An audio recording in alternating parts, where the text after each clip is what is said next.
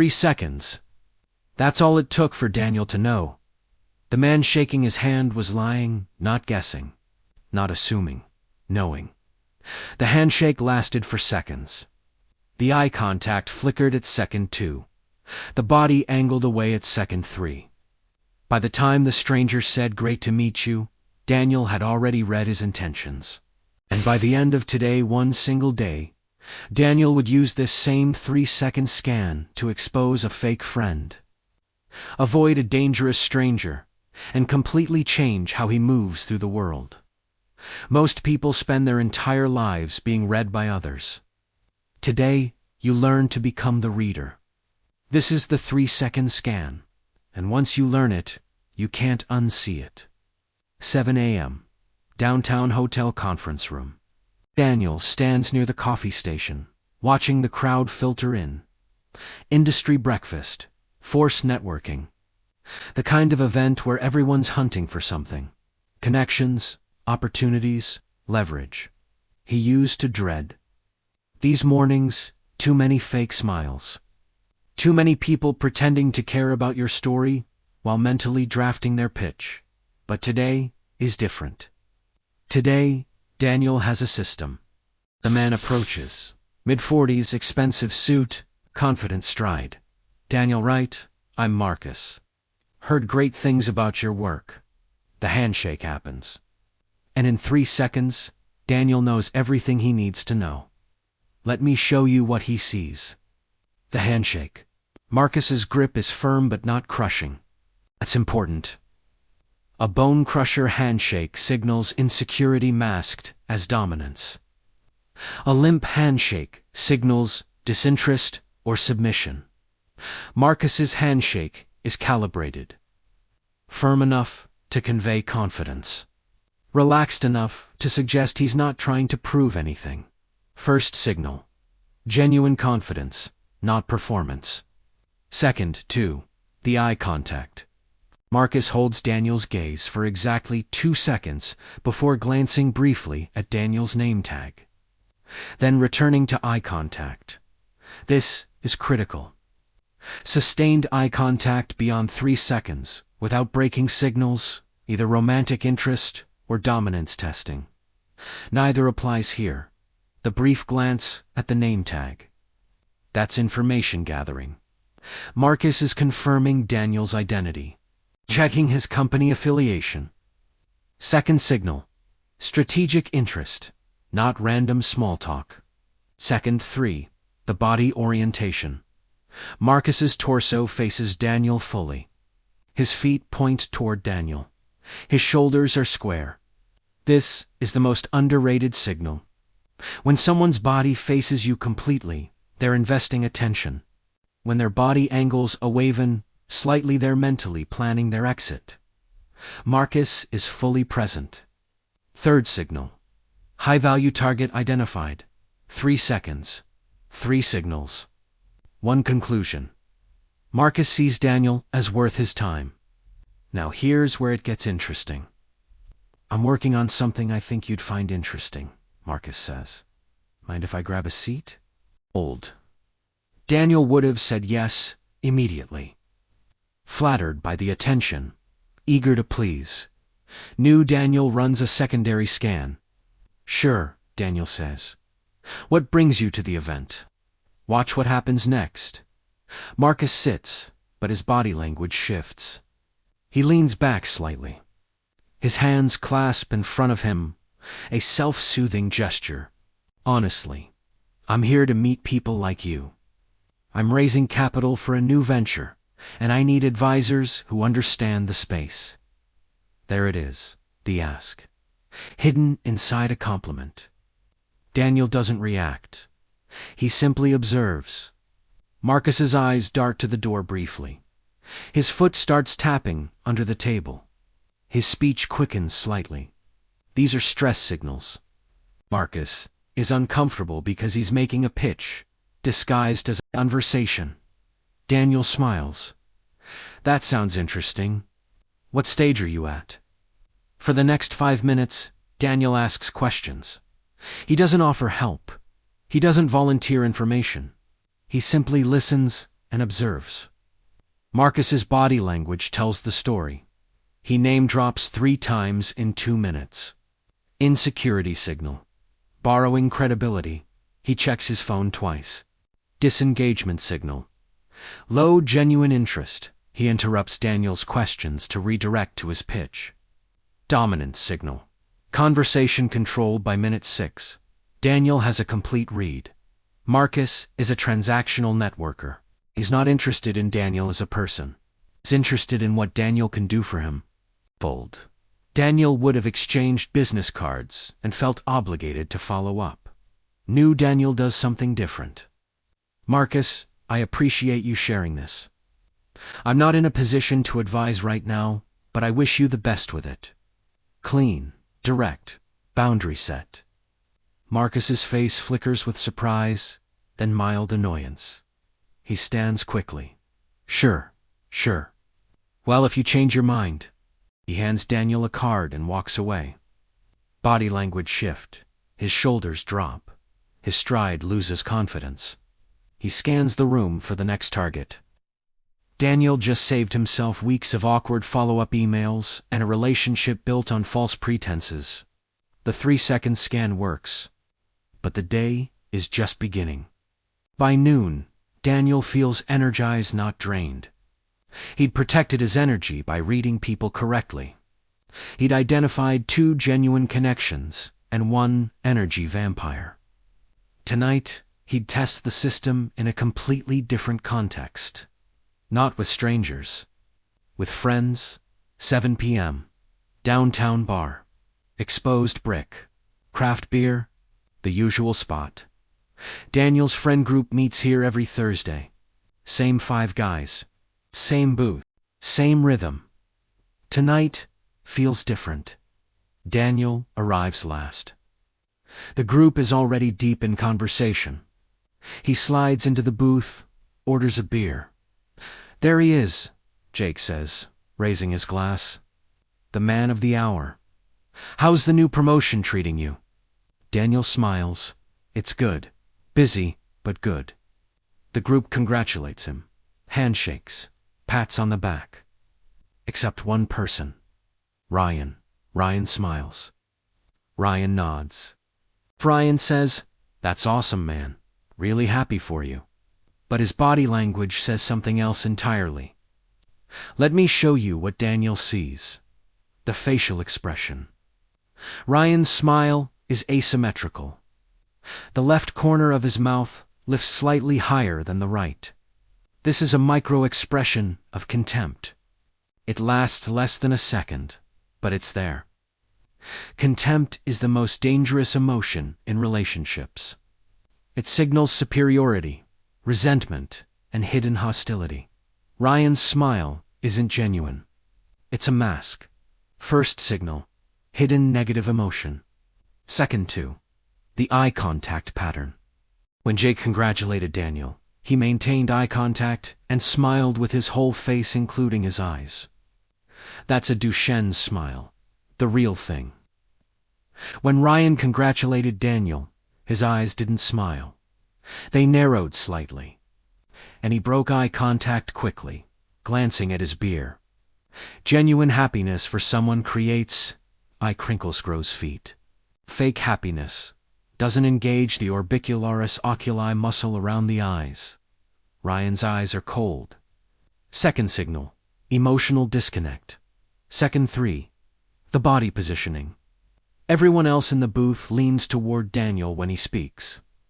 Their torsos angle in, their attention focuses. Ryan leans back. His arms cross loosely. His body angles slightly away. This is a distancing behavior. Subconscious withdrawal. Third signal, relational threat detected. 3 seconds. 3 signals. 1 conclusion. Ryan is not happy about Daniel's promotion. The conversation shifts. The group talks about work, sports, weekend plans. Daniel watches Ryan carefully. Every time Daniel mentions something positive about his new role, Ryan's body language shifts. His jaw tightens slightly. Suppressed anger. He takes a long drink from his beer. Self-soothing, he changes the subject quickly. Avoidance then, Ryan says something interesting. You know, I heard the new role is pretty demanding, my buddy. Worked that position at another company and burned out in 6 months. Just saying, be careful. The group goes quiet for a second. It's phrased as concern. But listen to the subtext. You're going to fail. Old Daniel would have felt anxious. Maybe doubted himself. Maybe over-explained his qualifications to prove Ryan wrong. New Daniel sees it for what it is. A subtle undermining disguised as friendly advice. Daniel smiles. I appreciate the concern. I'm feeling good about it. He doesn't defend, doesn't engage. He simply acknowledges and moves on. But he files the information away. Ryan isn't a friend. He's a competitor, wearing a friend's mask. For the rest of the night, Daniel adjusts his behavior. He stops sharing details about his promotion. He asks Ryan questions instead of volunteering information. He observes how Ryan responds to other people's good news. The pattern is clear. Ryan celebrates when others struggle. He withdraws when others succeed. This is textbook envy. Machiavelli wrote, "Men are so simple and so much inclined to obey immediate needs that a deceiver will never lack victims for his deceptions." Ryan is deceiving himself into thinking he's being supportive, but his body betrays him. By the end of the night, Daniel has made a decision. Ryan stays in the group, but Daniel's boundaries shift. No more personal updates. No more vulnerability. The friendship becomes surface level by design. Not out of anger, out of protection. The 3-second scan just saved Daniel from months of subtle sabotage. But the day isn't over yet. Walking home, Daniel stops for coffee. His mind is sharp now. Pattern recognition on autopilot. That's when the real test walks through the door. 9 p.m., corner coffee shop. Quiet, half empty. Daniel orders a black coffee and sits by the window. He pulls out his phone, scrolling mindlessly. A man sits down at the table next to him. Mid-30s, casual clothes, friendly face. "Excuse me," the man says. "Do you know if they have Wi-Fi here?" Daniel looks up. "Yeah, password's on the receipt. Thanks, man." The stranger smiles. "I'm new to the area. Just moved here for work. You from around here?" It's a normal question. Friendly, small talk. But Daniel runs the scan anyway. The approach pattern. The stranger chose the table directly next to Daniel, despite 4 empty tables farther away, offering more space and privacy. This violates proxemics. Edward Hall's research on personal space shows that strangers naturally maintain a 4 to 12-foot social distance in public settings. Sitting immediately adjacent when other options exist signals either social awkwardness or intentional proximity. First signal, boundary testing. Second, 2, the question sequence. Do you know if they have Wi-Fi?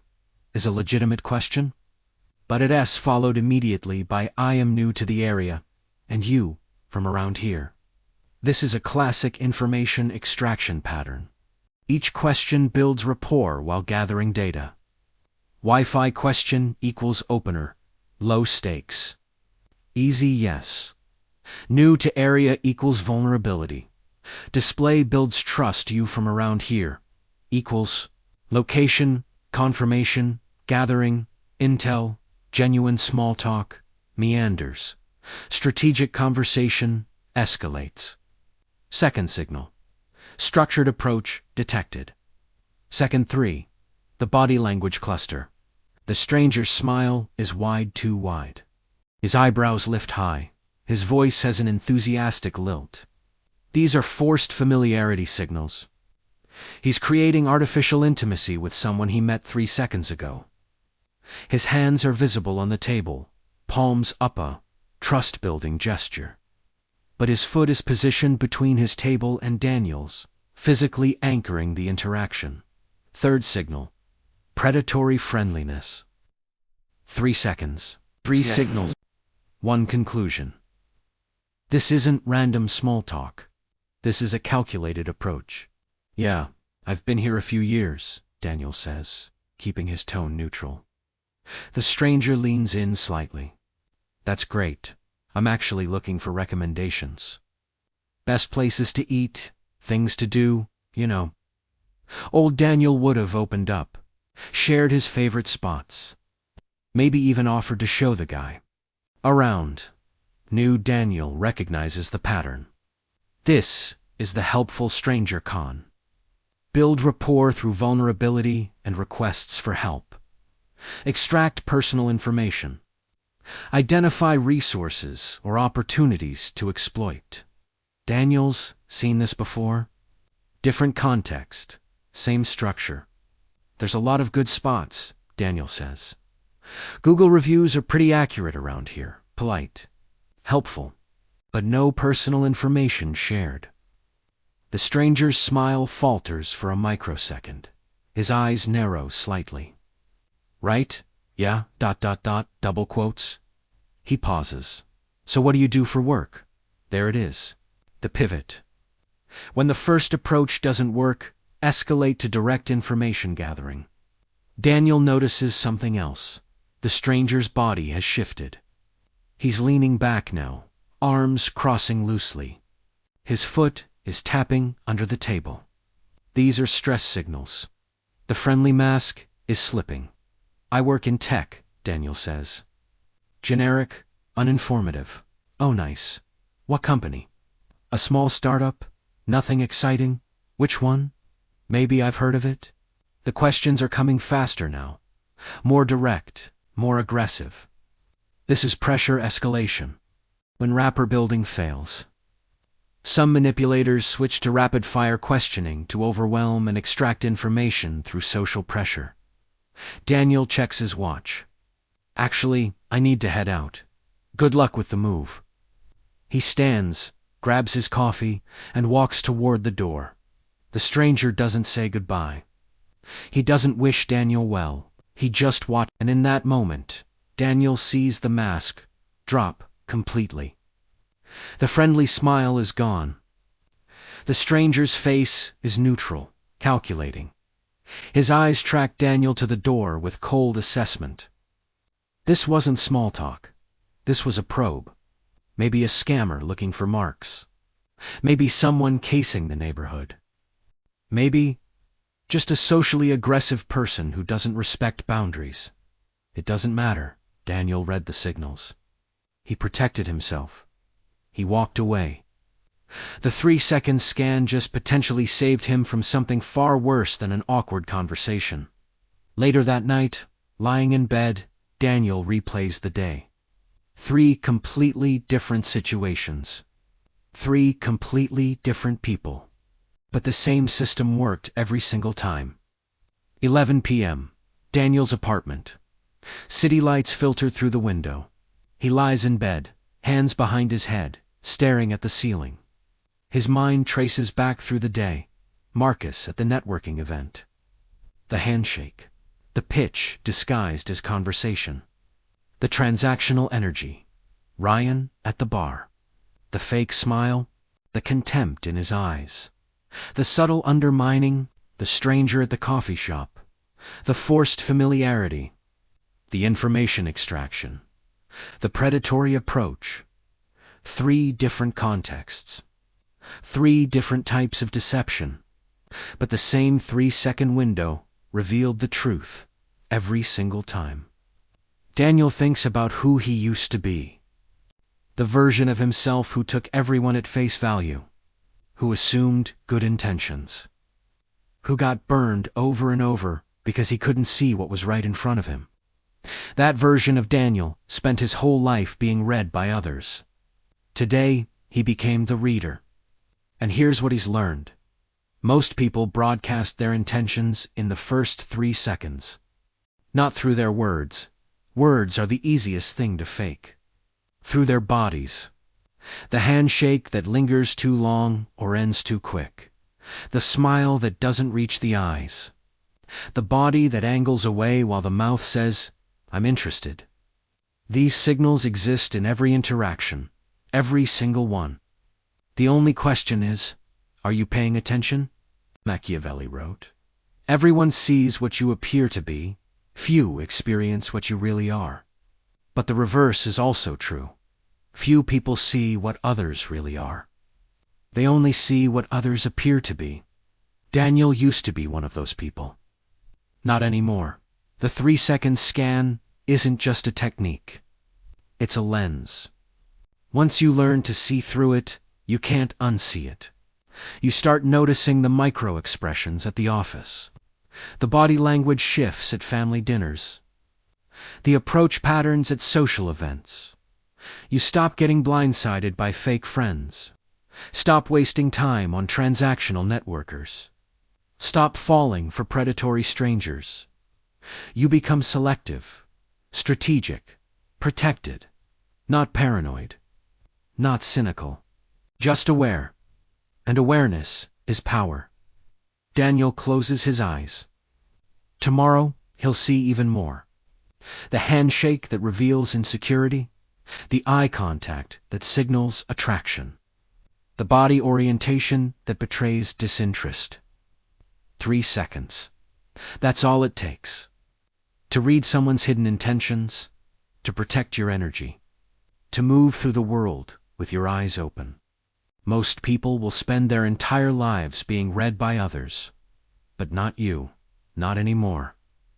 Try the 3-second scan this week in one of these 3 contexts: professional, next networking event or business meeting; social, next time you're with friends or family; strangers, next time someone approaches you in public. Come back and tell me, what did you discover about someone you thought you knew? The most shocking story gets pinned. 3 seconds, 1 scan. Everything changes. Welcome to the other side.